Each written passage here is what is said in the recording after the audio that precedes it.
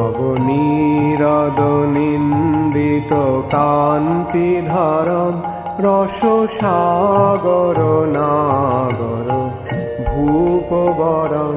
नमो भगवते वासुदेवाय। ओम नमो भगवते वासुदेवाय। ओम नमो भगवते वासुदेवाय। ओम नमो भगवते वासुदेवाय। हम लोग स्कंद 2 अध्याय 9 का आज 32 और 33 करेंगे श्लोका। 32 श्लोका। यावान अहम यथा भावो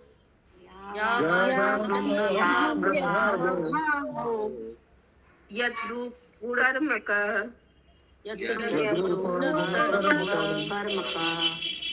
तथैव तत्त्वविज्ञानमस्तु।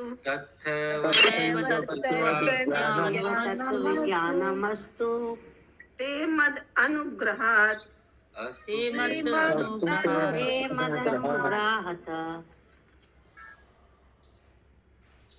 पढ़िए। नीलम लखानी माता जी हैं तो पढ़िए। हरे कृष्ण माता जी, मैं पढ़ नहीं पाऊंगी, एक्चुअल में मेरे को उठना पड़ेगा बीच में। अच्छा ठीक है, कृष्णा माता जी पढ़िए तब आप ही। हम पढ़े? कृष्णा पढ़िए। पढ़ रही, आवाज आ रही है? मेरी अहद। कौन पढ़ रहा है? माता जी किसको पढ़ना है बोल दीजिए। कोई नहीं, पढ़िए, एक जन पढ़िए। मेरी अहेतु की कृपा से तुम्हारे अंतकरण में मैं उदय होने वाला वास्तविक बोध से तुम्हें मेरे विषय में सब कुछ, मेरी वास्तविक शाश्वत रूप तथा मेरे दिव्य अस्तित्व, रंग, गुण तथा कार्य ज्ञात हो सकेंगे। परम सत्य भगवान विषय ज्ञान की दुर्लभता को समझने में सफलता का रहस्य भगवान की अहेतु की कृपा है। भौतिक जगत में भी जिस प्रकार अनेक पुत्रों का पिता अपने किन्हीं लाडले पुत्रों को ही अपना पद का रहस्य बताता है, तो देखिए इसमें भगवान बता रहे हैं कि भगवान की कृपा से ही किसी को उनका शाश्वत रूप, उनका दिव्य अस्तित्व, रंग, गुण, कार्य भगवान का तभी ज्ञात हो सकेगा जब भगवान का हेतु की कृपा होगा, नहीं तो नहीं होगा। इसका उदाहरण दिए हैं कि भौतिक जगत में जिस तरह पिता पुत्रों को, अपने लाडले पुत्रों को अपने पद का रहस्य बताता है, उसी तरह भगवान भी बताते हैं अपने भक्तों को। आगे पढ़िए माता जी। पुत्रों में से किसी जिसे वह योग्य समझता है उसे ही रहस्य उद्घाटन करता है। समाज में महत्वपूर्ण मनुष्य अपनी दयालुता के द्वारा जाना जाता है। इसी प्रकार भगवान को जानने के लिए मनुष्य को उनका अत्यंत लाडला होना चाहिए। भगवान असीम है, कोई भी उन्हें पूरी तरह नहीं जान सकता। केवल भगवान के प्रति प्रेमा भक्ति की उन्नति के सहारे ही भगवान को जानने के लिए प्रिय पात्र बना जा सकता है। यहाँ हम देखते हैं कि भगवान ब्रह्मा जी पर अत्यंत प्रसन्न है, अतः वह उन्हें अपनी अहेतु की कृपा प्रदान करते हैं, जिससे वे भगवान का वास्तविक बोध प्राप्त कर सके। वेदों में भी कहा गया है कि कोई मनुष्य केवल संसारिक शिक्षा या बौद्धिक अभ्यास के से परम सत्य परमेश्वर को नहीं जान सकता। प्रामाणिक गुरु तथा भगवान में अटल विश्वास होने पर ही परम सत्य परमेश्वर को जाना जा सकता है। ऐसी श्रद्धालु व्यक्ति भले ही सांसारिक दृष्टि से अशिक्षित क्यों न हो, भगवत कृपा से भगवान को स्वतः जान सकता है। भगवान कृष्णा, तो भगवान को जानने के लिए देखिए प्रामाणिक गुरु और भगवान में अटल विश्वास होना चाहिए, और पढ़ा लिखा वो नहीं भी हो फिर भी वो भगवान को जान सकता है, क्योंकि वो भगवान पर विश्वास करता है और गुरु पर विश्वास करता है। ये वेदों में भी कहा गया है। भगवत गीता में भी कहा गया है कि यह भगवान पर निर्भर करता है कि वे किसके समक्ष प्रकट हो और किसके समक्ष नहीं। वे अपनी योग माया शक्ति से अपने को अश्रद्धालुओं से छिपा कर रखते हैं। जो श्रद्धालु है उनके समक्ष भगवान अपना रूप, गुण तथा लीलाएं प्रकट करते हैं। भगवान निर्विशेष नहीं है जैसा कि निर्विशेषवादी सोचते हैं, किंतु उनका वह रूप नहीं होता जिसका हमें अनुभव प्राप्त है। वे अपने भक्तों के समक्ष अपना रूप, यहाँ तक कि अपनी प्रमाप भी प्रकट करते हैं। और यावान का क्या यही अर्थ है जैसा कि श्रीमद् भागवत के महान पंडित श्री जीव गोस्वामी ने बताया है। भगवान अपने अस्तित्व को, दिव्य प्रकृति को हरे कृष्णा उद्घाटन। शशि माता जी, यस, ये वाला पैरा थोड़ा सा समझा दीजिए। हाँ माता जी, हरे कृष्णा, इसको समझाइए। यावान मतलब होता है कि भगवान का जितना दिव्य रूप है उसको ये महान पंडित जो श्री जीव गोस्वामी है वो बताए हैं। तो भगवान भक्तों के समक्ष अपना रूप, जितना रूप होता है, यहाँ तक कि उनका माप भी प्रकट करते हैं। समझ में आया? और यावान का यही अर्थ है, थैंक वो यू अपना दिव्य रूप और माप दोनों प्रकट करते हैं भक्तों के समक्ष। भगवान अपने अस्तित्व की दिव्य प्रकृति को उद्घाटित करते हैं। संसारी विवादक भगवान के रूप की संसारी अवधारणा बनाते हैं। शास्त्रों में बताया गया है कि भगवान का कोई संसारी रूप नहीं है। अतः जो अल्प ज्ञानी है वे इस निष्कर्ष पर पहुंचते हैं कि भगवान निराकार है। वे संसारी तथा हरे कृष्णा माता जी, थोड़ा स्पीड स्लो कीजिए। अच्छा ठीक है प्रभु। वे संसारी तथा आध्यात्मिक रूप में अंतर नहीं कर पाते। उनके अनुसार जिसका भौतिक रूप नहीं है वह निर्विशेष होगा। यह निष्कर्ष भी संसारी है, क्योंकि रूपहीनता रूप की विपरीत अवधारणा है। संसारी अवधारणा को नकारने से दिव्य स्वरूप स्थापित नहीं होता।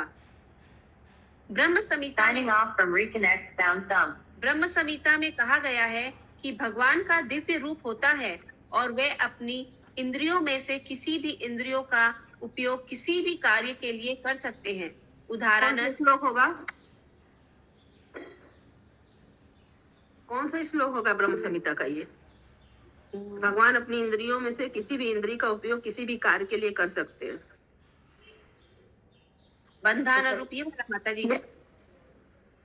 यह तो इंद्र गोपम अथवा इंद्रम और स्वकर्म। अंगानि यत् सकलेन्द्र वित्तिमन्ति पश्यन्ति पान्ति कलयन्ति चिरं जगन्ति आनंद चिन्मय से दुजल विग्रहस्य, ये वाला होगा। उदाहरणार्थ वे अपने नेत्रों से भोजन कर सकते हैं, अपने पांव से देख सकते हैं। रूप की संसारी धारण में कोई ना तो आंख से खा सकता है, ना ही पांव से देख सकता है। संसारी शरीर तथा सच्चिदानंद के दिव्य शरीर में यही अंतर है।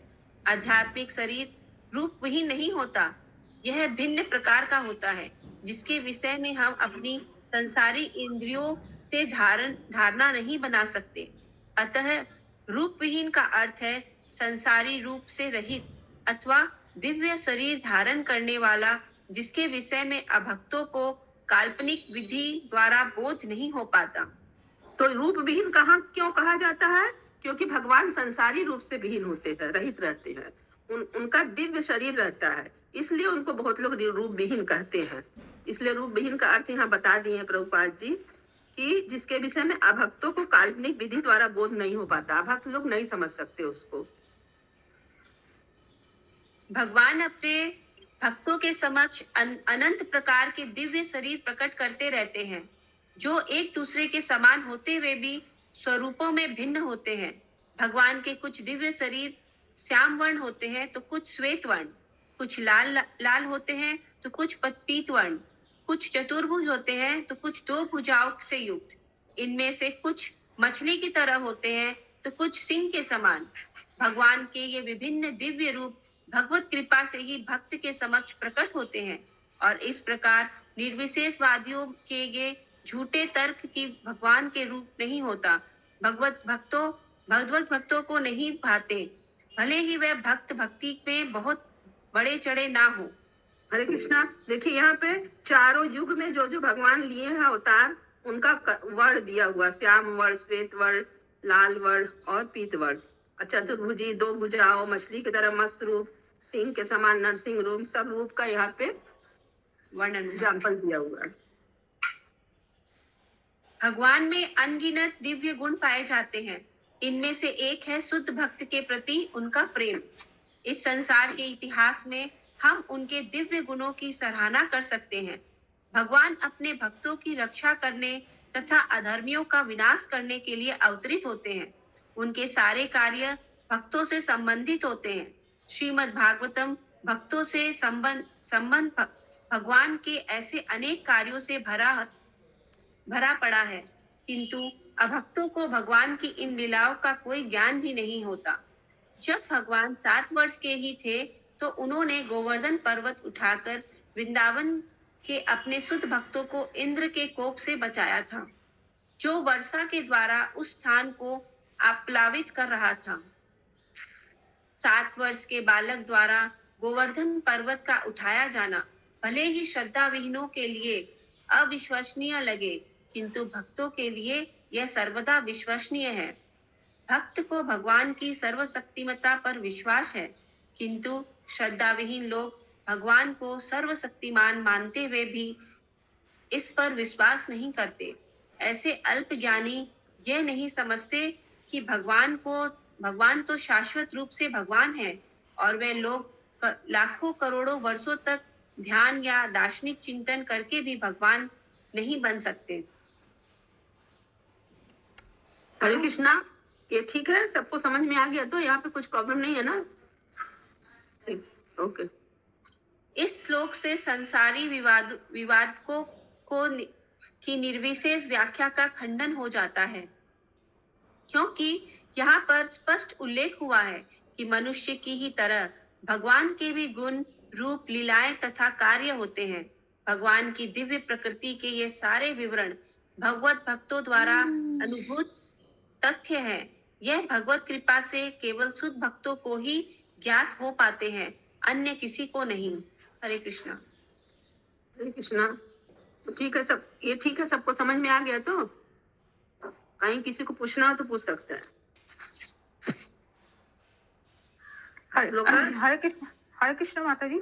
हाँ बोलिए माताजी। এখানে যে বলেছে যে শ্যামবর্ণ শ্বেতবর্ণ কি বলরামের কথা বলা হয়েছে? শ্বেতবর্ণ, শ্যামবর্ণ, শ্বেতবর্ণ, ওই যে कुछ लाल रंग के होते हैं, कुछ पीत वर्ण के तो हो गए प्रभु महाप्रभु, लाल रंग के होते गए ये रामचंद्र जी, श्याम वर्ण के हो गए कृष्ण भगवान। हाँ हाँ, और श्वेत वर्ण कौन सा? पंकज प्रभु जी बताइए। लाल वर्ण बगादेव का है। बरादेव का। और श्वेत वर्ण रामचंद्र जी का नीलांबल श्यामल नीलांबुल श्यामल कोमलांग, वो श्वेत वर्ण बलराम जी रहता है। श्वेत वर्ण बलराम जी हो गए ना? बलराम जी का तो नहीं आएगा इसमें, सब चारों भगवान का ही होगा। हरे कृष्ण। हंसा अवतार में तो श्वेत वर्ण, हंसा अवतार नहीं, वगा में श्वेत और लाल दोनों आता है एक्चुअली। श्वेत वगा भी एक है और रक्त वगा भी है। तो एक्चुअली वहां पे अलग अलग उस हिसाब से क्लासिफाई नहीं किया हुआ है युग के हिसाब से। अलग नर नारायण हो सकता है सत्ययुग में। सत्ययुग में नर नारायण हुआ ना? नर नारायण व्हाइट कलर तो नहीं, सत्ययुग वाला भी है। हाँ, सत्ययुग में व्हाइट कलर है, करेक्ट।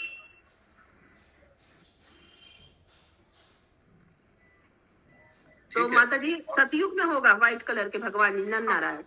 अच्छा ठीक है माता जी। यहाँ पे वो युग के हिसाब से क्लासिफाई नहीं दिया हुआ। हाँ अच्छा, वैसे दिया हुआ है। अच्छा ठीक है माता जी, ठीक। ओके माता जी। श्लोक 33।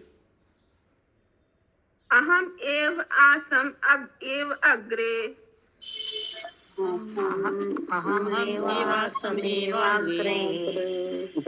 नान्यत् यत् तत् परम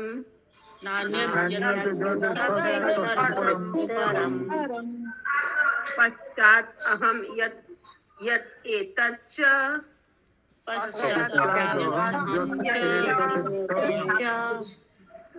यो अवशिष्यत स अस्मि अहम्।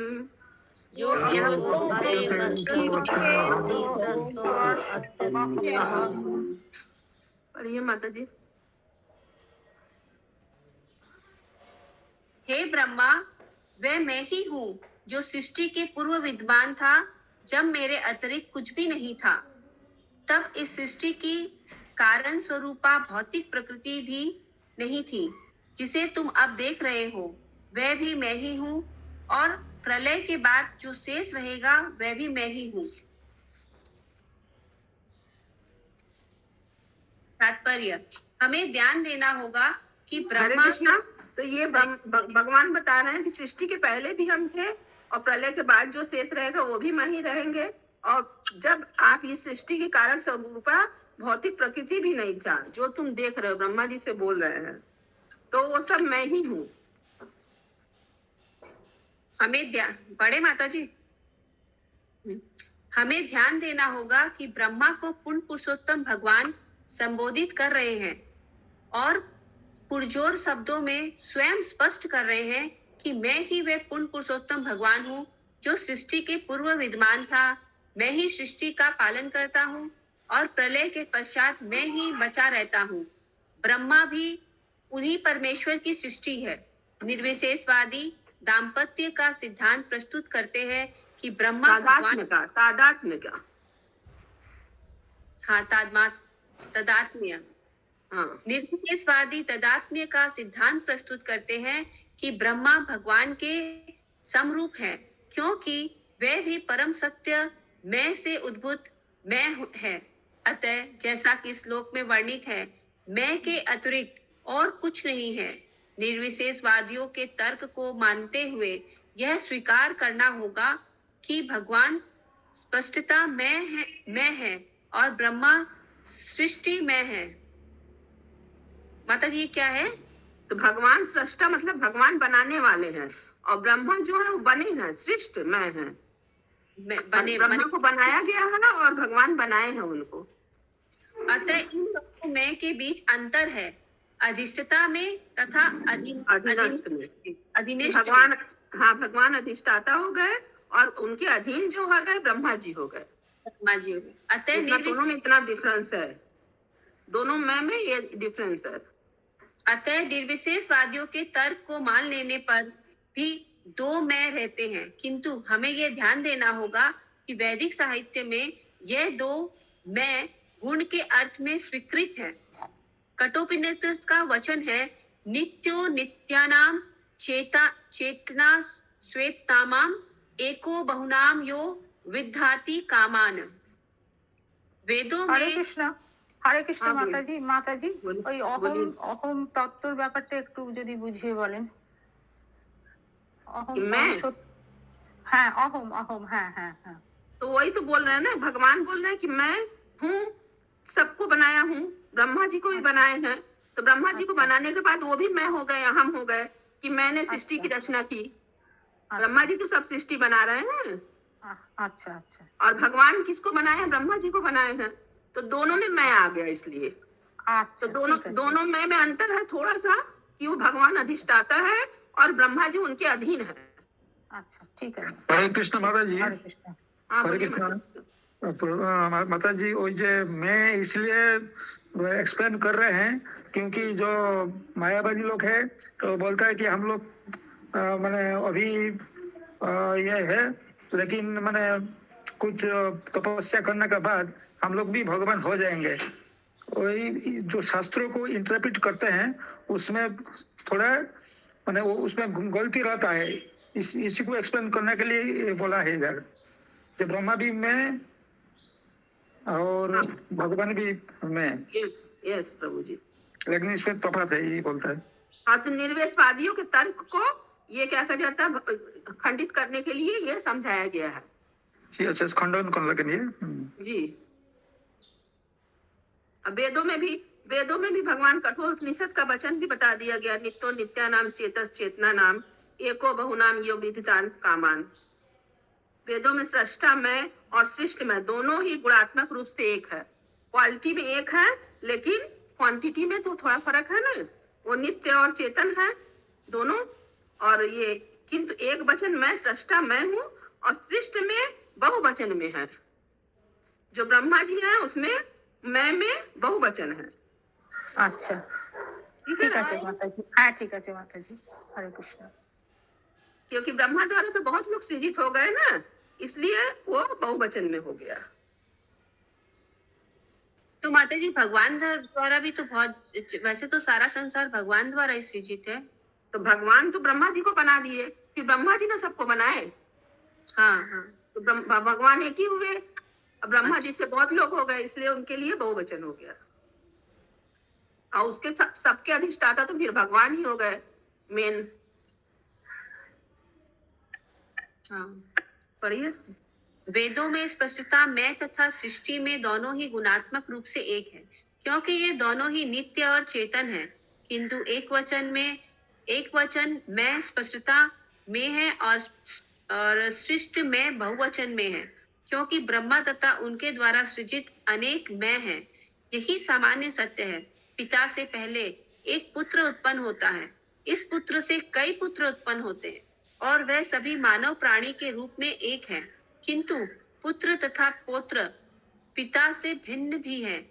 समझ में आ गया? एग्जाम्पल दे दिए प्रभुपाद जी। जैसे पिता हाँ। से पहले एक ही पुत्र उत्पन्न होता है, फिर उस पुत्र से उस पुत्र से उस पुत्र से ऐसे पोता पर पोता ये सब हुआ तो सब भिन्न हो गया ना, लेकिन पिता तो एक ही रहेंगे वो। हाँ।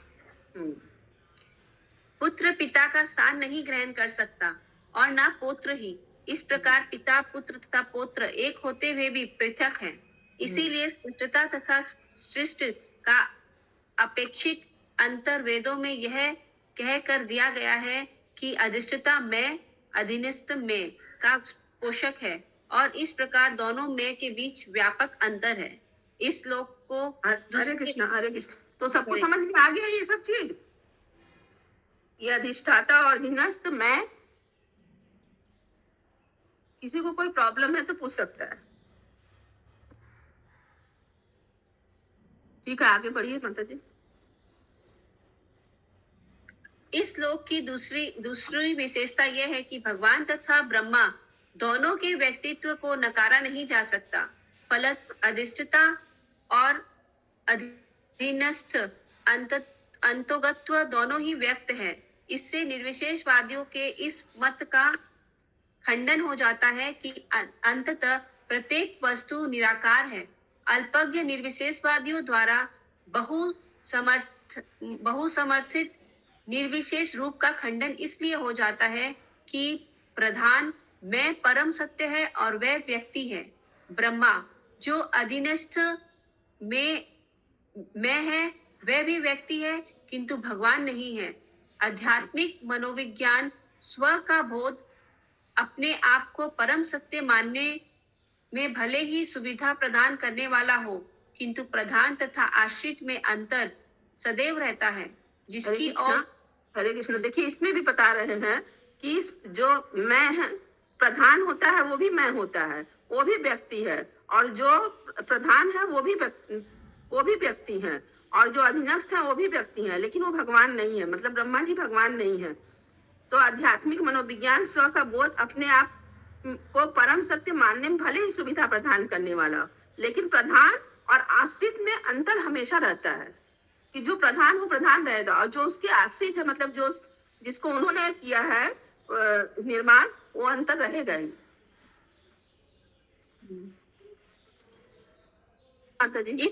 इस श्लोक में स्पष्ट इंगित है और जिसका निर्विशेषवादी अत्यधिक दुरुपयोग करते हैं। ब्रह्मा अपने समक्ष अपने अधिष्ठता स्वामी को देख रहे हैं, जो सृष्टि की प्रलय के बाद भी दिव्य रूप में विद्यमान रहते हैं। ब्रह्मा ने जिस रूप का दर्शन किया वह सृष्टि के पहले भी विद्यमान था।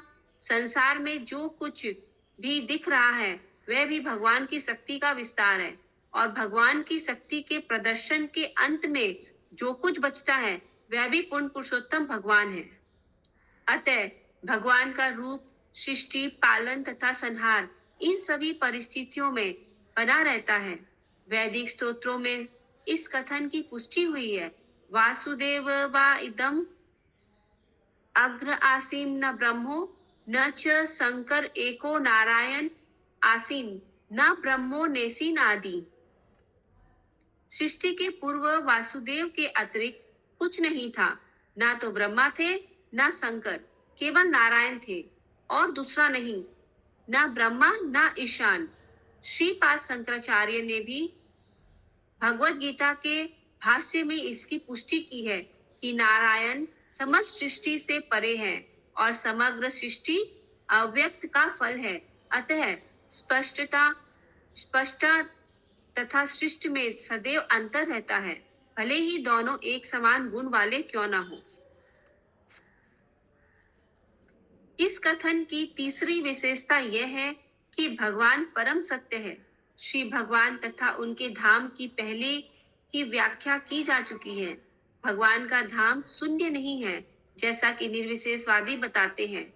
वैकुंठ लोक विविधता से पूर्ण है। उसके 4 भुजाएं वाले निवासी भी हैं, जिनके पास विपुल वैभव है, और महापुरुषों के पास विमान तथा अन्य सुविधाजनक साधन तक उपलब्ध है।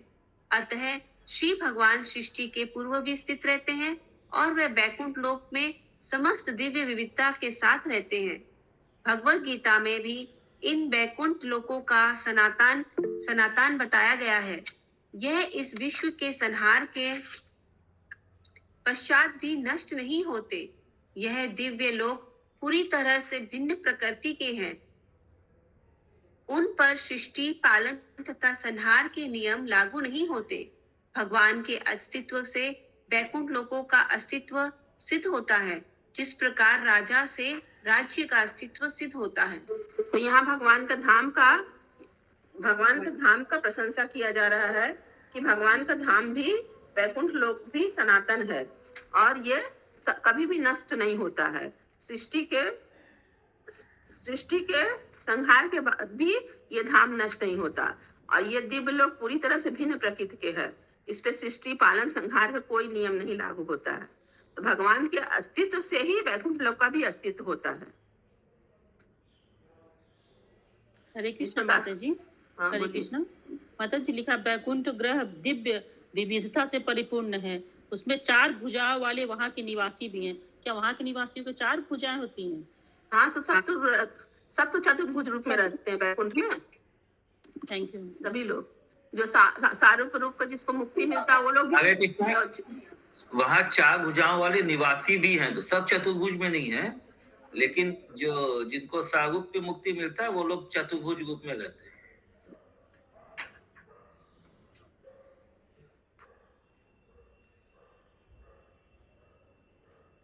चलिए ठीक, आगे पढ़िए माता जी। श्रीमद् भागवत तथा अन्य शास्त्रों में विभिन्न स्थलों पर भगवान के अस्तित्व का उल्लेख मिलता है।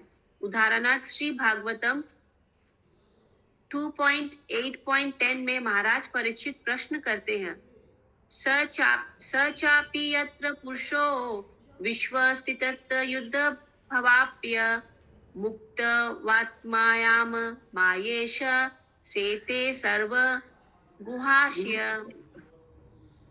जो भगवान सृष्टि, पालन तथा संहार के कारण स्वरूप है, जो माया के प्रभाव से सदैव मुक्त रहते हैं और उसके नियंता है, वह किस प्रकार प्रत्येक मनुष्य के हृदय में स्थित रहते हैं। इसी प्रकार विदुर का भी प्रश्न है, तत्वानाम भगवन् सतेषाम कथिदा प्रति संक्रम तेत्रमें क उपाशीरन कवुस्क्विद नुकेशरेते। श्रीधर स्वामी ने अपनी टिप्पणियों में इसकी व्याख्या इस प्रकार की है, सृष्टि के प्रलय के समय से साईं भगवान की सेवा कौन करता है। इसका अर्थ ये हुआ कि भगवान अपने नाम, यश, गुण तथा सामग्री सहित शाश्वत रूप से विद्यमान है। इसी की पुष्टि स्कंद पुराण के काशी खंड में ध्रुव चरित में के प्रसंग में हुई है। नाच्येपन्ते अपि यद भक्ता महात्याम प्रलयापदी अतो अच्युतो खिले लोके च एक सर्वगो। भगवान की बात तो और यहाँ तक कि भगवान के भक्तों का भी संसार के पूर्ण प्रलय के समय विनिष्ट नहीं होता। भगवान परिवर्तन की तीनों अवस्थाओं से सर्वदा विद्यमान रहते हैं। निर्विशेषवादी परमेश्वर पर कर्म रहित होने का आरोप लगाते हैं, किंतु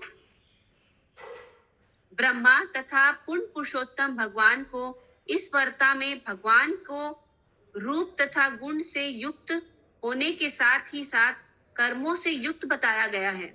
सृष्टि के पालन के समय तथा अन्य देवताओं के कार्यों को भी भगवान के कार्य ही समझना होगा।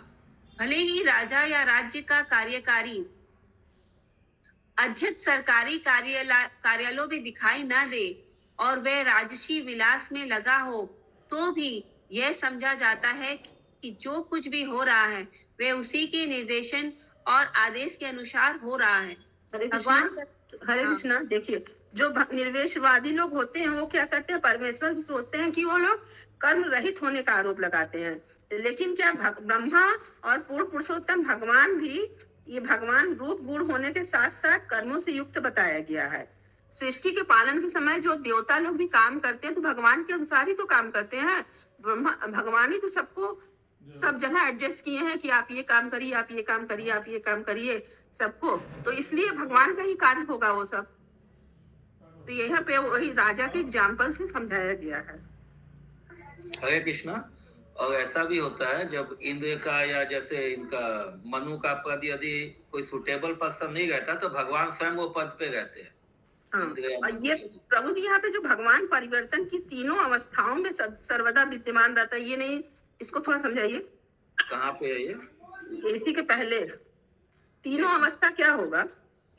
एक मिनट मैं पढ़ा, पूरा सुना नहीं है, पीछे देखना पड़ेगा। ये अभी जो आप श्लोक पढ़े उसी में है? हाँ, ये इसी के ऊपर वाला लाइन है। भगवान की बात तो और यहाँ तक कि भगवान के भक्तों को भी संसार के पूर्ण प्रलय के समय विनष्ट नहीं होते। भगवान के भक्त भी जब पूर्ण प्रलय होता तो विनष्ट नहीं होते। भगवान परिवर्तन की तीनों अवस्थाओं में सर्वदा, मतलब भगवान की बात तो यहाँ तक भगवान के भक्तों का भी संसार के पूर्ण प्रलय के समय विनष्ट नहीं होता। तो प्रलय 2-3 तरह का होता है। ओ अच्छा। आंशिक प्रलय होता है, पूर्ण प्रलय होता है, उसके कॉम्प्लेक्स में बताया जाएगा। जैसे ब्रह्मा जी का दिन खत्म होता है उस समय एक प्रलय होता है, जब ब्रह्मा जी का मतलब दिन से रात होता है तो एक वो प्रलय होता है। एक उनका जीवन काल जब ब्रह्मा जी का खत्म होता है तो एक प्रलय होता है। यस, ठीक है, आगे पढ़नी माता जी। हरे कृष्ण प्रभु जी। हरे कृष्ण प्रभु जी। हाँ प्रभु जी, जो वैकुंठ लोक है और गोलोक है, तो मालूम होता है कि गोलोक में द्विभुज है और वैकुंठ में सब चतुर्भुज होगा। लेकिन जो स्वरूप मुक्ति बोले ना, उनका वही वैदुर्य मणि भी भगवान का जैसे रहता है वैसे रहता है। हम लोग उस रोज में पढ़े थे। सारूप्य मुक्ति होता है वो भगवान जैसा, तो वैकुंठ में ही होता है। हाँ, लेकिन वैकुंठ में हर आदमी का 4 चतुर्भुज नहीं, वो कंपल्सरी नहीं है, वो कंपल्सरी नहीं। सब कोई चतुर्भुज है वैसा नहीं है, चतुर्भुज भी होता है, वहां पे भी देखिए लिखा हुआ है। अच्छा, एवरीवन इज नॉट 400 ओके। हरे कृष्ण प्रभु जी। प्रभु जी, भगवान भौतिक परिवर्तन की तीनों अवस्थाओं में सर्वदा विद्यमान रहते हैं, इसका मतलब प्रभु जी? भौतिक परिवर्तन की 3 अवस्था, भौतिक नहीं लिखा, परिवर्तन की जरा प्रकृतिक परिवर्तन है, भौतिक परिवर्तन लिखा है माता जी। हम लोग में नहीं लिखा था। एक मिनट, समझ नहीं आ रहा। मुझे लगता है सृष्टि के पहले, सृष्टि के समय और सृष्टि के बाद, ये 3 अवस्था हुआ क्या? नहीं, यहाँ भौतिक नहीं लिखा हुआ है, परिवर्तन की 3 अवस्थाओं में सर्वदा विद्यमान है। हम लोगों में भौतिक लिखा हुआ है माता जी। हम लोग में लिखा हुआ है, यहाँ पे भी लिखा हुआ है, इंग्लिश में भी लिखा हुआ है, मटेरियल चेंज। क्या लिखा हुआ है आशीष प्रभु? The Lord is ever existent in all 3 stages of material changes. Material changes, material changes तो ये होता है जैसे आदमी जन्म लेता है, बढ़ता है, फिर मृत्यु होता है। क्रिएशन, मेंटेनेंस एंड एनिहिलेशन, मतलब सृष्टि का वो तो 6 डिफरेंस हो, तो 6 हो गए। Creation, maintenance and destruction, correct, ये हो गया। ठीक है, सृष्टि, पालन और संहार। पालन, संहार और ये उत्पत्ति, ये 3 चेंजेस। हरे कृष्ण प्रभु। हरे कृष्ण प्रभु। প্রভু আপনি যে বললেন যে ব্রহ্মাজি মানে দিন থেকে রাত হলে যে তখন একবার প্রলয় হয়, আর ব্রহ্মাজি যখন মানে একদম ওনার সময়কাল শেষ হয়ে যায় তখন একবার প্রলয় হয়, আর আরেকবার প্রলয় হয় কখন? না, এই দুটোই আছে। দুটোই আছে। আংশিক প্রলয় হয় আর পূর্ণ প্রলয় হয়, আচ্ছা ঠিক আছে একটা পার্সিয়াল একটা কমপ্লিট। আচ্ছা ঠিক আছে, হরে কৃষ্ণ। তিনটে যে স্টেজ যেটা আছে না, এটাও ম্যাটেরিয়াল চেঞ্জ যেটা বলছে, ওই যে প্রভু যেটা বললো, এটা হলো আপনার উৎপত্তি, পালন আর সংহার। এই যে ব্রহ্মা বিষ্ণু মহেশের যে কার্যকলাপ আছে, ওইটা হলো তিনটে স্টেজ। একবার উৎপত্তি হলো, তারপরে মেনটেনেন্স হলো, তারপরে আবার ডিস্ট্রাকশন। ঠিক আছে প্রভু, হরে কৃষ্ণ। पढ़िए सुषमा माता जी आगे। भगवान कभी भी रूपहीन नहीं होते। भौतिक जगत में वह अल्पज्ञों को भले ही साकार रूप में न दिखे, जिससे उसे रूपविहीन कह लिया जाए, किंतु वह अपने धाम वैकुंठ लोक में तथा अपने विभिन्न अवतारों में अन्य विभिन्न लोकों में नित्य रूप में सदैव रहते हैं।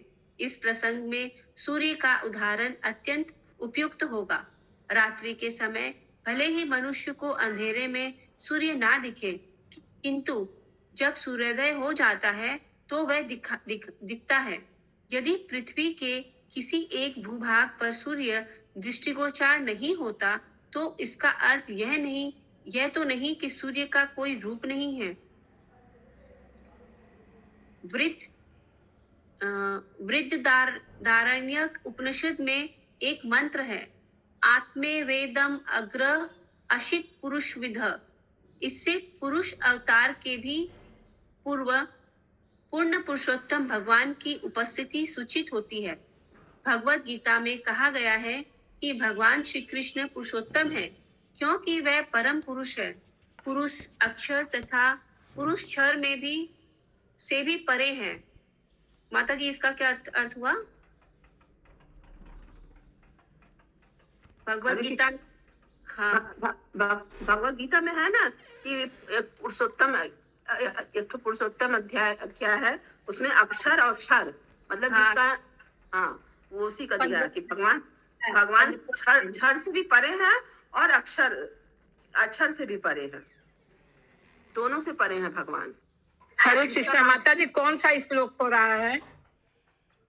स्कंद 2 अध्याय 9 का 33।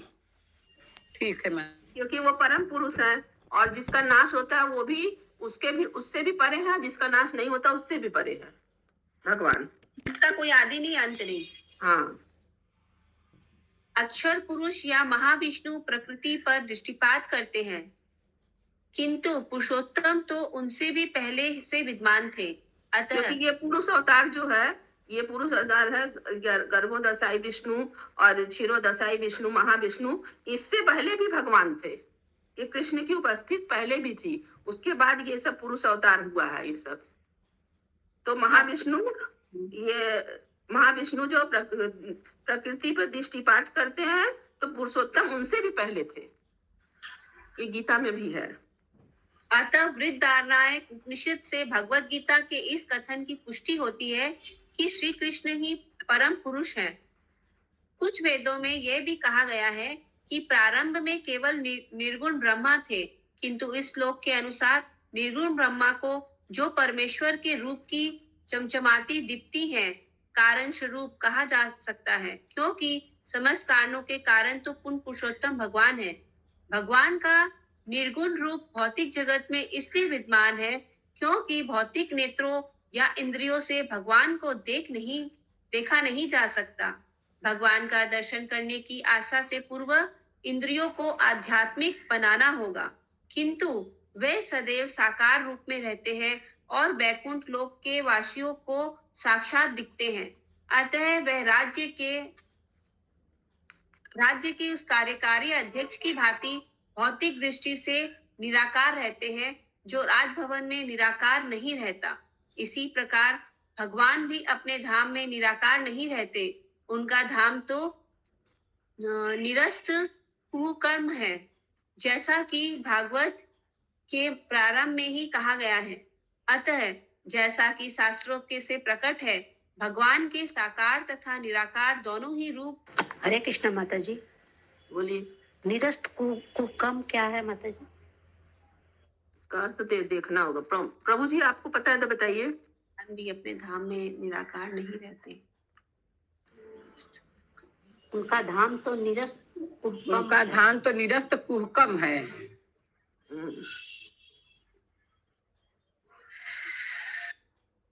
पंकज प्रभु जी हैं? हरे कृष्णा। हाँ बोलिए माता जी। निरस्त कुहकम का मीन्स क्या हुआ प्रभु जी? निरस्त कुहकम अपने धाम में गया था, उनका धाम तो निरस्त कुहकम पता नहीं है इसका, उनको भी नहीं पता है इसका। भागवत के प्रारंभ में ही कहा गया है। हाँ एक मिनट इसका। हरे कृष्णा। हरे कृष्णा। प्रभु जी, जो इंग्लिश में मीनिंग लिखा हुआ है इसका, उसका मतलब है विदाउट एनी मतलब कोई भी इल्यूजन, मतलब कोई भी तरह का इल्यूजन नहीं है उसके अंदर में, वो शाश्वत है। अच्छा, उनका धाम जो है मतलब परमानेंट है और ये एटर्नल है, वही तो बताना है। उनका धाम विदाउट एनी इल्यूजन। हाँ, इंग्लिश में लिखा हुआ without any illusion. Without any illusion.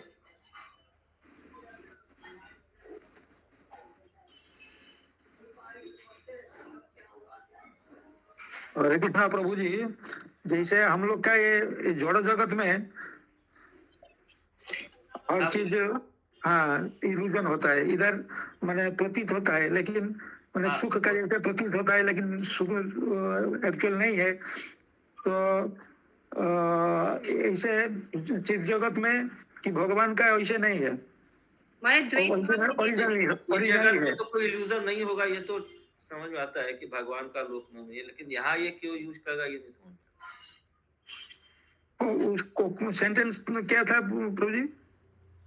इसी प्रकार भगवान भी अपने धाम में निराकार नहीं रहते, उनका धाम तो निरस्त कुहकम है, जैसा कि भागवत के प्रारंभ में। हाँ, तो ये हो सकता है जैसे निराकार रूप जो हो गया, मतलब उसमें कुछ क्लैरिटी नहीं है। निराकार में जैसे ज्योति स्वरूप रहता है ना, तो ना भगवान उनका धाम, भगवान उनका धाम में, मतलब जब भगवान अपने धाम में रहते हैं तो निराकार रूप में नहीं रहते, उनका एक परफेक्ट फॉर्म है, और उसी उनका जो धाम है उसमें इसी क्योंकि इल्यूजन नहीं है, जैसे वो बता गए हैं, तो कुछ ढका हुआ नहीं है, इसका मतलब वो भी सब क्लैरिटी है, क्लियर है। हाँ, ओरिजिनली भगवान रहता है, इधर तो परमात्मा रूप में रहते हैं जड़ जगत में, लेकिन उधर ओरिजिनली भगवान रहते हैं। हम लोग के मैंने एक दूसरा पर्सनल फॉर्म है। हाँ, देख पाएंगे सब कुछ, मतलब ये कि सब क्लियर देखा ही जाएगा पड़ेगा। हाँ, कुछ इल्यूजन में नहीं है, मतलब सब कुछ निश्चित है,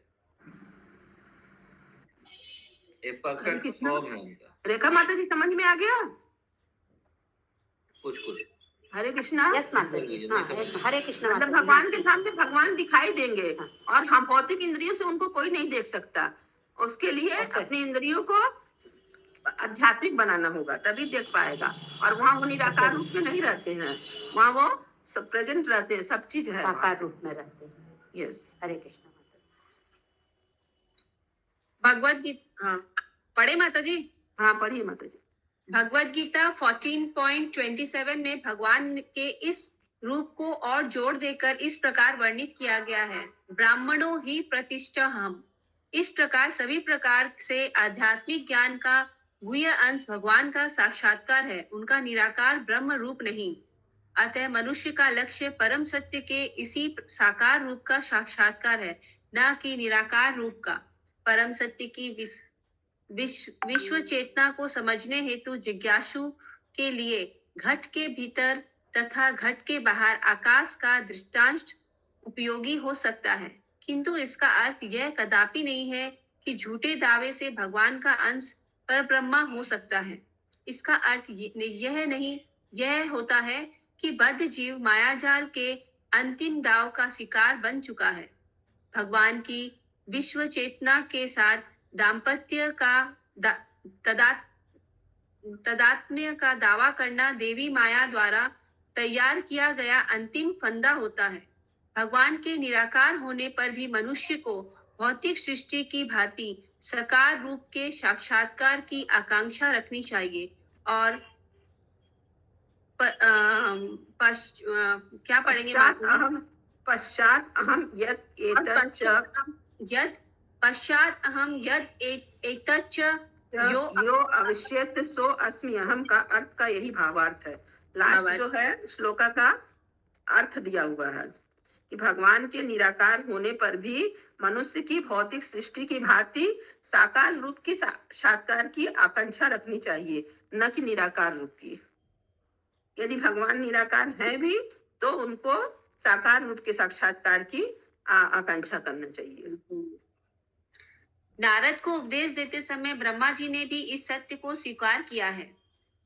वे भागवत में कहते हैं, सो अयम ते अभिहितात भगवान विश्व भावन पुण्य पुरुषोत्तम भगवान हरि के अतिरिक्त समस्त कारणों का कारण कोई अन्य नहीं है। अतः अहमेव इत्यादि श्लोक परमेश्वर के अतिरिक्त और कुछ सूचित नहीं करता। अतः मनुष्य को ब्रह्म संप्रदाय अर्थात ब्रह्मा से नारद फिर व्यास इत्यादि का अनुसरण करना चाहिए और श्री भगवान हरि या श्री कृष्ण को प्राप्त करना ही जीवन का लक्ष्य बनाना चाहिए। शुद्ध भक्तों को दिया गया यह परम गुह्य उपदेश अर्जुन को तथा सृष्टि के प्रारंभ में ब्रह्मा को भी दिया गया था।